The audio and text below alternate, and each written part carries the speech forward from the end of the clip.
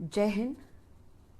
विश्व मांगल्य सभा ने यह व्याख्यान का आयोजन किया है, बहुत स्तुत्य उपक्रम है, उसके लिए उनका मैं अभिनंदन करती हूँ और उसके साथ साथ दिल से उनको धन्यवाद देती हूँ कि मुझे आप सबके समक्ष यहाँ पर अपने विचार रखने के लिए आमंत्रित किया।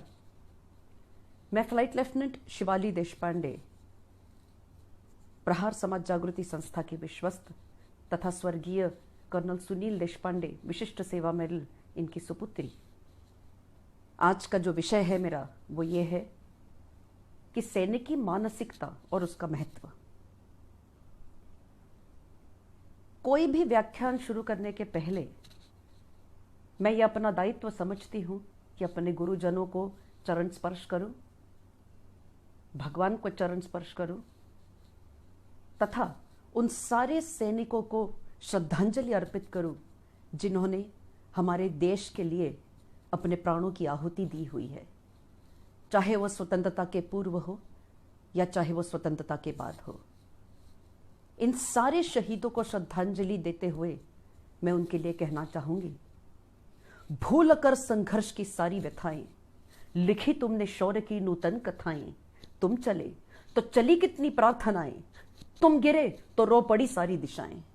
विदा तुमको दे रहे धरती गगन, राष्ट्र के प्रहरी तुम्हें शत शत नमन, राष्ट्र के प्रहरी तुम्हें शत शत नमन। ये पंक्तियां हैं कर्नल डॉक्टर वीरेंद्र प्रताप सिंह की। राष्ट्र कवि हैं, बहुत सुंदर कविताएं लिखते हैं। आज का जो विषय है सैनिकी मानसिकता और उसका महत्व। सैनिकी मानसिकता, इसका अर्थ क्या है? एक सैनिक ये किस मानसिकता का होता है? एक सैनिक में ऐसे कौन से गुण होते हैं जो उसे आम नागरिक से हटकर बनाता है?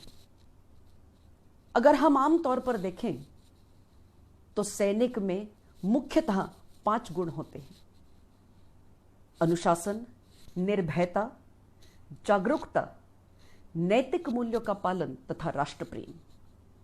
और बहुत सारे गुण होते हैं, लेकिन ये 5 गुण प्रखरता से उभरते हैं जो जिसे बनाते हैं एक सैनिक को। अब एक सैनिक ये सीमा के ऊपर खड़ा होता है, हमारे देश के दुश्मनों से लड़ता है, और वो इसीलिए नहीं लड़ता कि वो दुश्मन, देश के जो दुश्मन होते हैं उन्हें नापसंद करता है, बल्कि वो इसलिए लड़ता है कि वो अपने देशवासियों से प्यार करता है। उसे ये दायित्व दिया गया है कि हमारी देश की सुरक्षा ये आपके हाथों में है। ट्रेनिंग खत्म करने के बाद हम जब शपथ लेते हैं तब शपथ का जो आखिरी वाक्य होता है वो ये होता है कि अगर जरूरत पड़े तो हम अपने प्राण भी देश के लिए त्याग देंगे। मुझे लगता है कि भारतीय सेना ये एक ऐसा क्षेत्र है जहां पर हम ये ऐसी शपथ लेते हैं कि हमारे प्राण भी हम देश के लिए न्यौछावर कर देंगे। अब आइए इन गुणों को हम देखते हैं कि इनका महत्व आम जीवन में किस प्रकार है। पहले गुण को देखते हैं, अनुशासन, डिसिप्लिन। एक बहुत सुंदर वाक्य मैंने पढ़ा था, discipline is directly proportional to progress, may it be of an individual, may it be of a society और may it be of a country.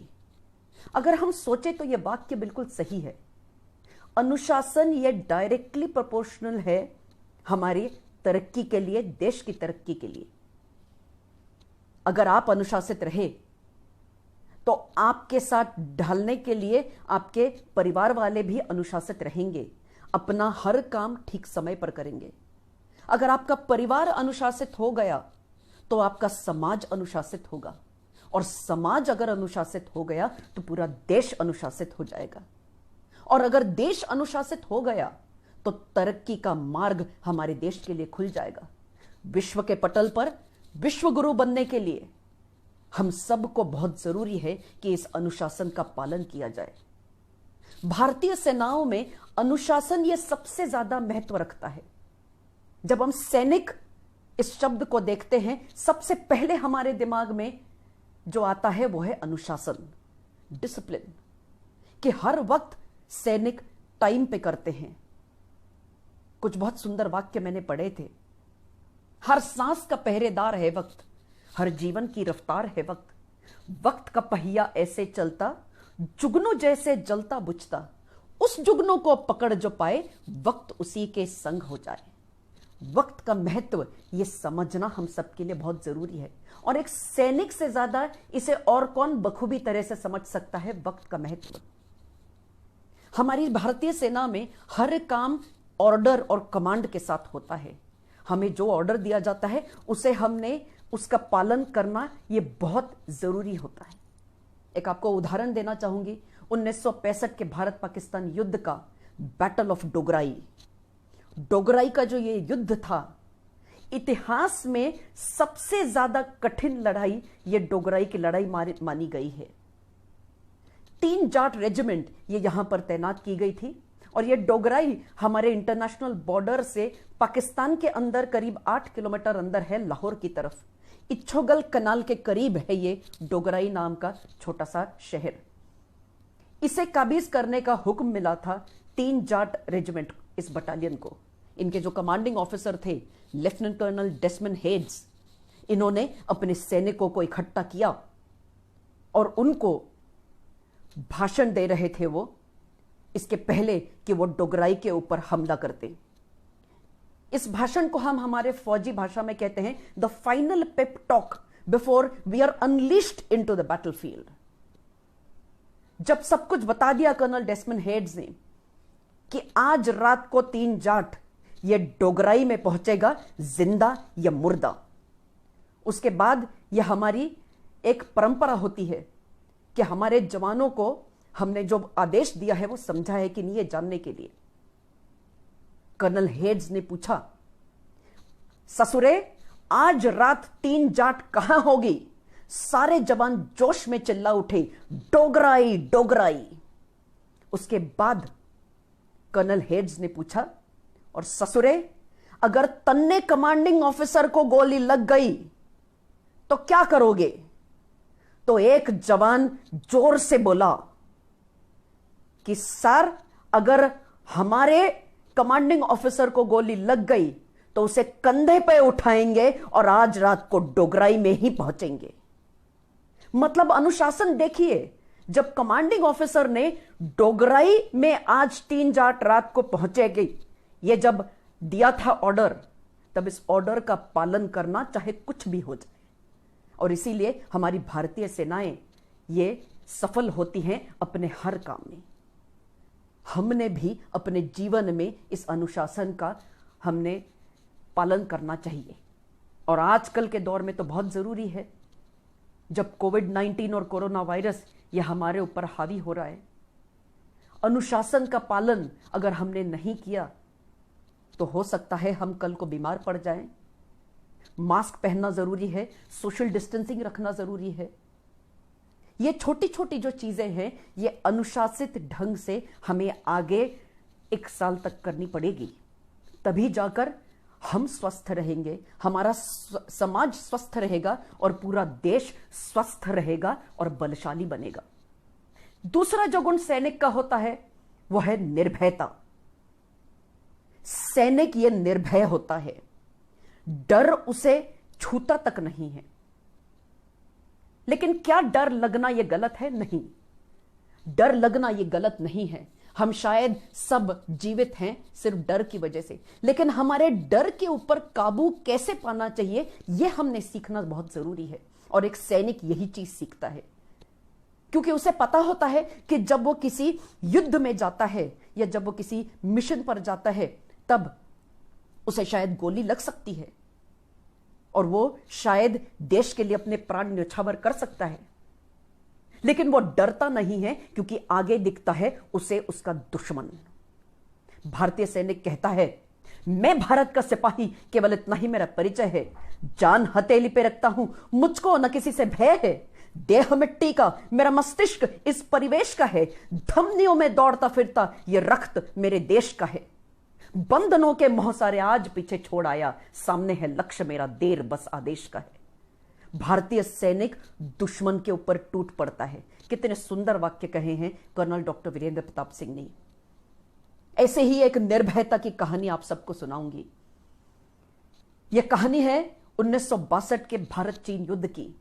Rifleman Jaswant Singh Rawat, और जो लड़ाई है वो है बैटल ऑफ नौरानंग, मतलब अरुणाचल प्रदेश में यह इलाका था जहां पर हमें हमला करना था। वहां पर राइफलमैन जसवंत सिंह रावत ये अकेला डटा रहा चीनी सैनिकों को मारने के लिए। और चीनी सैनिक ये हमेशा लहरों से अटैक करते हैं, मतलब उनकी एक सैनिकों की लहर पहले अटैक करती है, हमला करती है, और फिर कुछ समय के बाद उनकी दूसरी सैनिकों की लहर अटैक करती है। इसे हम कहते हैं that the Chinese army attacks in waves. Rifleman Jaswant Singh Rawat ये अकेला अपने गोला बारूद के साथ यहां पर बैटल ऑफ नौरानंग में चीनी सैनिकों का सामना कर रहा था। उनके बाकी सारे सैनिक शहीद हो गए थे, कुछ सैनिक पीछे हट गए थे, लेकिन राइफलमैन जसवंत सिंह रावत ने 3 अलग अलग जगह पोस्ट बनाई। दौड़कर इस पोस्ट पर जाता था, अपनी मशीन गन चलाता था, दौड़कर उस पोस्ट पर जाता था और अपनी राइफल चलाता था, दौड़कर तीसरे पोस्ट पर जाता था और वहां से गोले बरसाता था। इस प्रकार कंटिन्यूअसली उसने चीनी सैनिकों के ऊपर एक प्रकार का दबाव डाले रखा। चीनी सैनिकों को लगा पता नहीं यहां पर कितने भारत के सिपाही होंगे, 3 जगह से हमें फायरिंग आ रही है। आप विश्वास नहीं करेंगे, 72 घंटे यानी 3 दिन राइफलमैन जसवंत सिंह रावत यह लड़ाई लड़ता रहा। मौत का भय उसके पास नहीं था, निर्भय होकर वो यह लड़ाई लड़ता रहा। आखिर तक उसने अपने प्राण देश के लिए न्यौछावर कर दिए। मरणोपरांत महावीर चक्र से वे सम्मानित हुए थे। निर्भय होना यह हमारे जीवन में बहुत आवश्यक है। जब हम लॉकडाउन में हैं, कोरोना वायरस के डर से हमने बाहर नहीं निकलना चाहिए, यह बात बिल्कुल सही है। लेकिन जैसे हमारा लॉकडाउन हटेगा, हमने सावधानी बरतनी चाहिए। डरने की कोई बात नहीं है। अगर हम सावधानी बरतेंगे तो हमारे लिए हर काम आसान हो जाएगा। और वैसे भी जिंदगी की राह के ऊपर जब हम चलते हैं तब बहुत मुश्किलें आते हैं। मुश्किलों से अगर हम डरने लग गए तो फिर जीना हमारे लिए कठिन हो जाएगा। इसीलिए मुश्किलों से ना डरते हुए मुश्किलों का डटकर मुकाबला करना यह हमें सैनिक सिखाता है। तीसरा गुण सैनिक का जागरूकता। एक सैनिक हमेशा जागरूक रहता है। अगर सीमा के ऊपर वो जागरूक नहीं रहा तो कब का दुश्मन अंदर आ जाता और हमारे देश के ऊपर हमारे देश को काबीज कर लेता। लेकिन आज हम यहां पर आराम से रह पा रहे हैं, शांतिपूर्वक हम जी पा रहे हैं, खुले आसमान में सांस ले पा रहे हैं, वो सिर्फ और सिर्फ इन सैनिकों की जागरूकता की बदौलत, क्योंकि वो हर हमेशा चौकन्ने रहते हैं हमारे।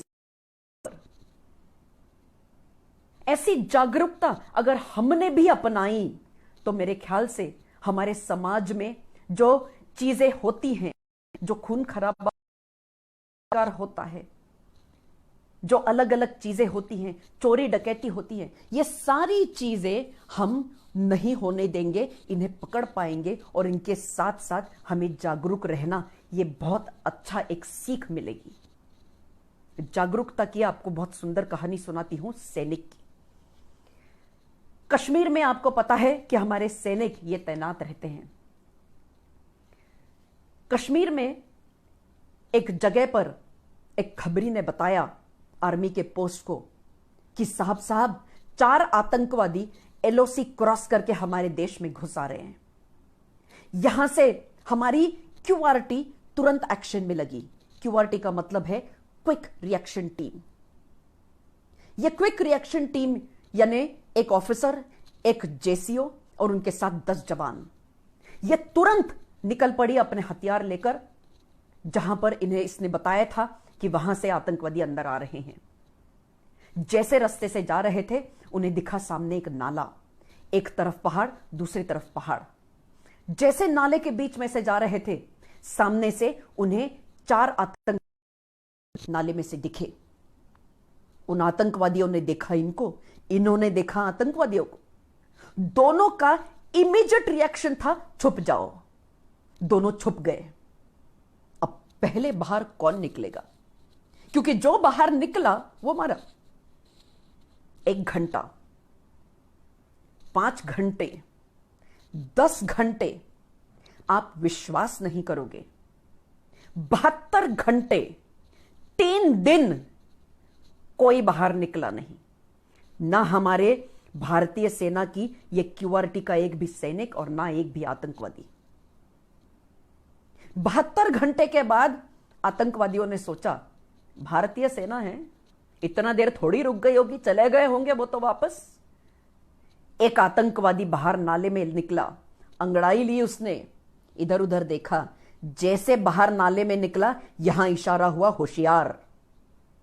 नाले में से उसने बाकी अपने साथियों को बुलाया, उसने कहा सब ठीक ठाक है चलो। ये बाकी 4 आतंकवादी चलते हुए नाले से आगे बढ़े। यहां पर जैसे ही इशारा हुआ था होशियार, सबने अपनी बंदूकें तानी थी। जैसे ही ये आतंकवादी आए अपने किलिंग रेंज में, वैसे ही यहां पर इशारा हुआ फायर, और तुरंत गोलियां दागी गई अपने बंदूकों से। धाड़ धाड़ धाड़ धाड़, और चारों के चारों आतंकवादी ढेर। 4 दिन जागरूक रहना, 4 दिन आंखों में तेल डालकर देखते रहना कि कहीं ये आतंकवादी भाग तो नहीं, आतंकवादी देश के अंदर तो नहीं घुस रहे, अंधेरे का फायदा उठाकर कहीं हमारे देश के अंदर तो नहीं आ रहे। ये सिर्फ और सिर्फ हमारी भारतीय सेना कर सकती है। इसी प्रकार अगर हम नागरिक भी जागरूक रहे, कई असामाजिक तत्व जो काम करते हैं हमारे समाज के अंदर, उनको पकड़ने में हम मदद कर सकते हैं। हर नागरिक को जागरूक रहना चाहिए। जो चौथा गुण है एक सैनिक का, वह है नैतिक मूल्यों का पालन। हमारे भारतीय नैतिक मूल्य ये बहुत महत्वपूर्ण है।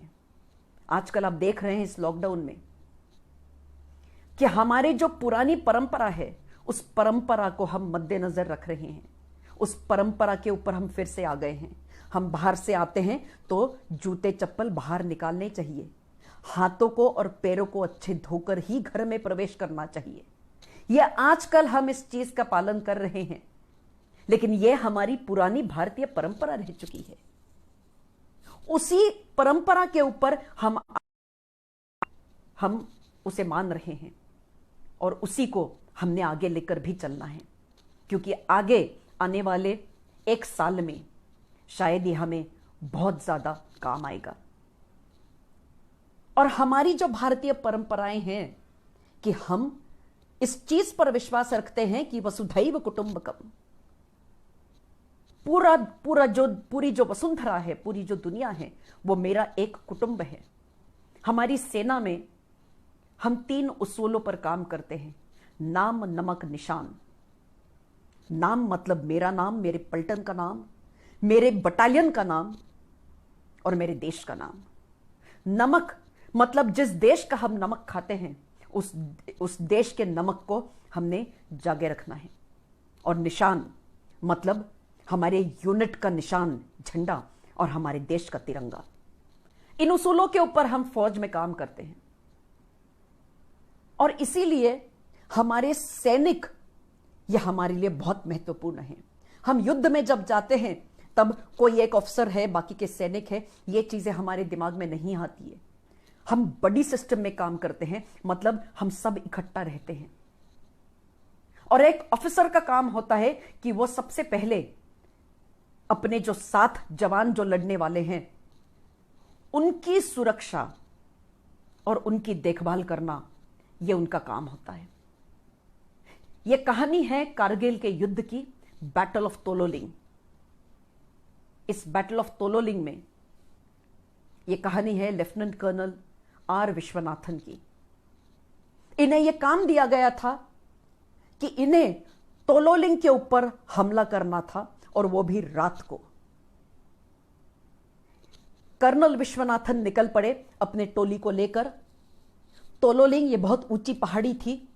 रात को कड़ाके की ठंड में इस पहाड़ी को चढ़ के जाना था और वहां पर चढ़ के जाने के बाद दुश्मन के जो पोस्ट थे, बंकर्स थे, उनको बर्बाद करना था ताकि तोलोलिंग हमारे कब्जे में आ जाए। आमतौर पर हम जब मिशन के ऊपर जाते हैं तब उसके पहले हम घर में चिट्ठी लिखते हैं या हम हमारे घर में बात करते हैं, लेकिन कारगिल के दौरान ये मोबाइल फोन नहीं थे। कारगिल के दौरान सैटेलाइट फोन था हमारे पास। तो सैटेलाइट फोन कर्नल विश्वनाथन के पास था और उन्होंने ये ठीक समझा कि मैं पहले अपने जवानों को ये फोन देता हूं ताकि वो अपने घर पे बात कर ले और सबसे आखिरी में मैं बात करूंगा। ये जो भाईचारा होता है, जिसे हम हमारी फौजी भाषा में कहते हैं कामराडरी, एक दूसरे के लिए जान न्यौछावर करना, एक दूसरे की भलाई रखना, एक दूसरे का की जान बचाने के लिए हमने काम करना, ये बहुत महत्वपूर्ण है। इसका ये उत्तम उदाहरण है और यही हमारे भारतीय जीवन मूल्य हैं। कर्नल विश्वनाथन ने अपना सैटेलाइट फोन सारे जवानों को दिया। एक एक करके हर जवान ने अपने घर में बात किया, क्योंकि यह पता था कि ये जो तोलोलिंग की लड़ाई है ये बहुत कठिन है, बहुत मुश्किल है, क्योंकि ये जो पहाड़ थी तोलोलिंग की, ये एकदम सीधा पहाड़ था। बर्फ यहां पर मौजूद थी, कड़ाके की ठंड थी, बर्फीले हवाएं चल रही थी। यहां पर कुछ भी हो सकता है। चढ़ते चढ़ते किसी का पैर फिसल गया, वो नीचे आकर गिर जाएगा और पता नहीं उसका क्या हाल होगा। इसीलिए घर में आखिरी बार बात करना जरूरी था। एक एक जवान बात कर रहा था और जब यह सैटेलाइट फोन कर्नल विश्वनाथन के पास आया, तब कर्नल विश्वनाथन ने जब फोन को देखा तब उस फोन की बैटरी खत्म हो गई थी।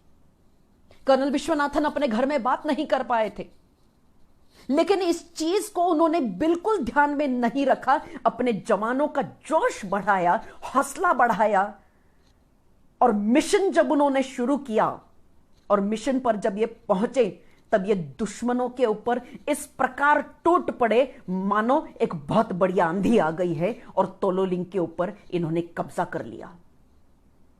ये भारतीय जीवन मूल्य, ये हमारी सेनाओं में जिस प्रकार हम इनका पालन करते हैं, हमने भी हमारे इन जीवन मूल्यों का पालन करना चाहिए। झूठ बोलना यह हमारी सेनाओं में बहुत बड़ा गुनाह माना जाता है। वैसे ही हमारे भी समाज में अगर हम इन छोटी छोटी चीजों को अगर ध्यान में रखें और इनका पालन करें तो मेरे ख्याल से हमारा समाज ये बहुत बलशाली बनेगा और बहुत संगठित होगा। पांचवा और अंतिम गुण जो है वह है राष्ट्र प्रेम, असीम राष्ट्र प्रेम। राष्ट्र प्रेम हर नागरिक में होता है, लेकिन हम सैनिक, हम लोगों में यह राष्ट्र प्रेम दिखता है जब हम किसी मिशन पर जाते हैं या जब देश में कोई आपदा आती है, तब लोगों की मदद करने में।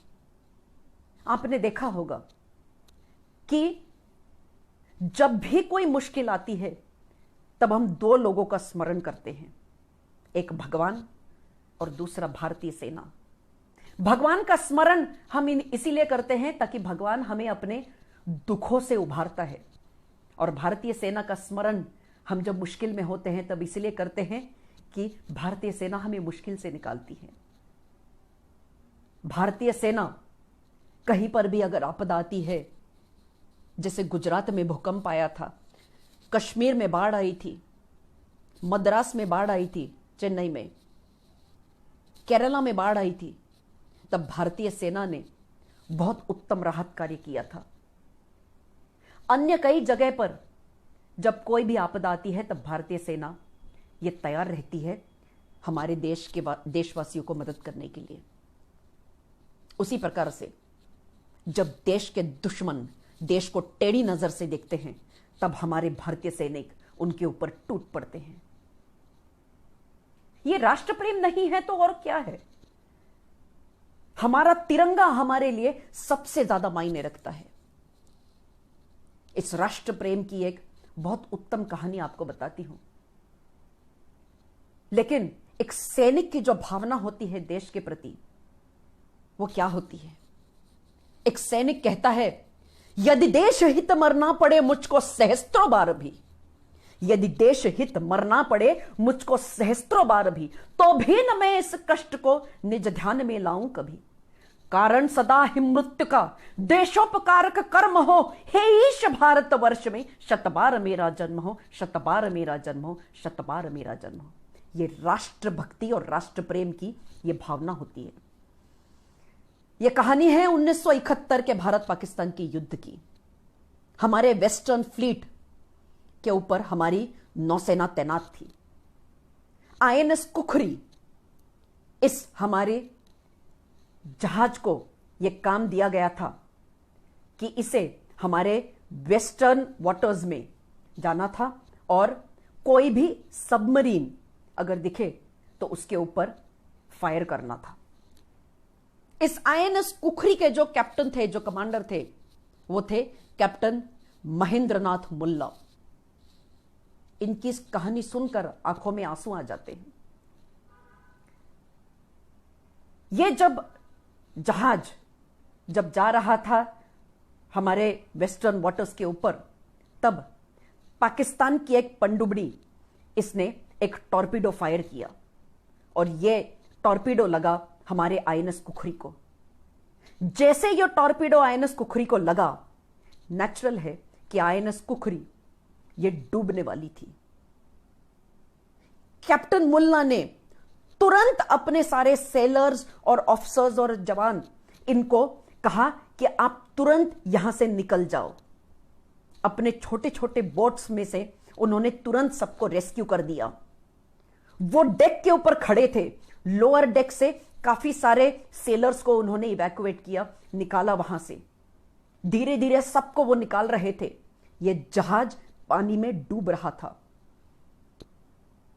हमारी भारतीय नौसेना की परंपरा के अनुसार अगर कोई भी जहाज पानी में डूबता है तो डूबते हुए उसका कप्तान जो होता है, कैप्टन जो होता है, कैप्टन ऑफ द शिप, वो सैल्यूट करते हुए उस जहाज के साथ वो डूब जाता है। यह परंपरा है हमारी भारतीय नौसेना की।